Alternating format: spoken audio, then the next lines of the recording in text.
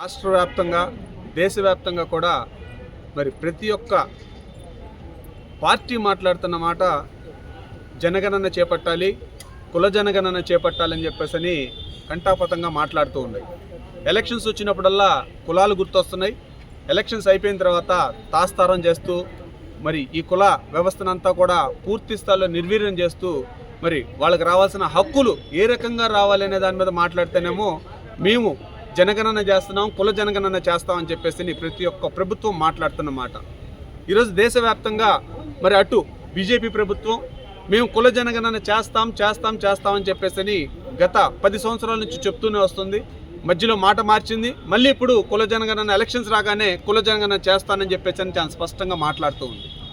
నేను అడుగుతున్నా, ఈరోజు ఈ రాష్ట్రంలో కూడా చంద్రబాబు నాయుడు గారు మేము ఎన్డీఏ మద్దతు చాలా స్పష్టంగా చాలా క్లియర్గా మేము బీసీ సంఘాలకు సంబంధించి కూడా ఇవ్వటం జరిగింది.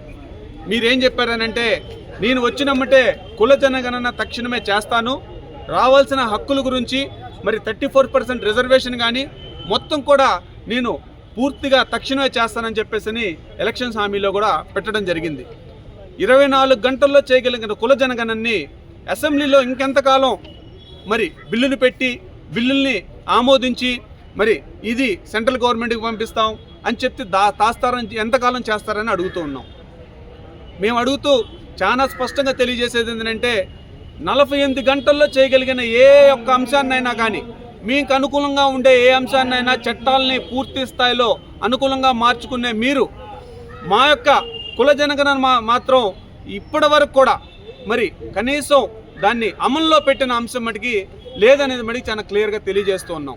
మరి గత ప్రభుత్వం మరి జగన్మోహన్ రెడ్డి ప్రభుత్వంలో ఇదే చెప్పుకుంటూ వచ్చి లాస్ట్ ఎలక్షన్స్ నాడు మరి ఇదే మాట చెప్పి కుల జనగణన చేశామని చెప్పి విడుదల చేయాల.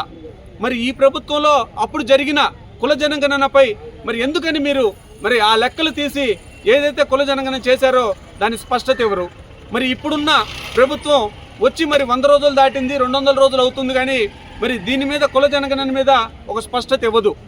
ఇప్పుడు కోర్టులు చాలా స్పష్టంగా చెప్పినాయి 34% రిజర్వేషన్ కొనసాగాలి అని అంటే ఏదామాష ప్రకారం ఎందుకు సాగాలి అనే దాని మీద ఒక నివేదికను సమర్పించమని చెప్పేసి అడగడం జరిగింది.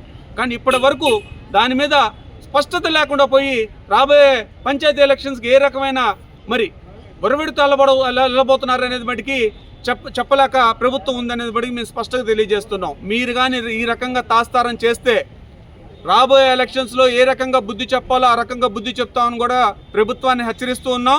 అదేవిధంగా మాకు రావాల్సిన వృత్తి కులాలకు సంబంధించి మొత్తం ఈ దేశవ్యాప్తంగా కూడా 85% మేమున్నాం బీసీ ఎస్సీ ఎస్టీ మైనార్టీలో. ఈ యొక్క దేశ యొక్క సంపదను మా సంపద సృష్టించేది మేము. ఈ సంపదకు సంబంధించి బడ్జెట్ మటుకి సక్రమంగా అమలు చేయరు. ఇంతవరకు కేంద్రంలో బీసీ మంత్రిత్వ శాఖ లేదు, బీసీ యొక్క బడ్జెట్ లేదు. అదేవిధంగా ఈ రాష్ట్రాల్లో బడ్జెట్ పెడతారు, కానీ బడ్జెట్ అమలుకు వచ్చేసరికి మటుకి ఏదామాషా ప్రకారం చేయబోతున్నారో తెలియదు. కాబట్టి చాలా స్పష్టంగా మేము డిమాండ్ చేస్తున్నాం, కుల జనగణన జరగాలి, మా యొక్క బడ్జెట్ని పూర్తి స్థాయిలో అమలు చేయాలి. అదేవిధంగా మాకు రావాల్సిన ప్రతి ఒక్క హక్కు కూడా ఈ కుల జనగణనపై ఆధారపడి ఉందని కూడా తెలియజేస్తూ త్వరితగత ఈ కుల జనగణన చేపట్టాలని తెలియజేస్తూ ఉన్నాం.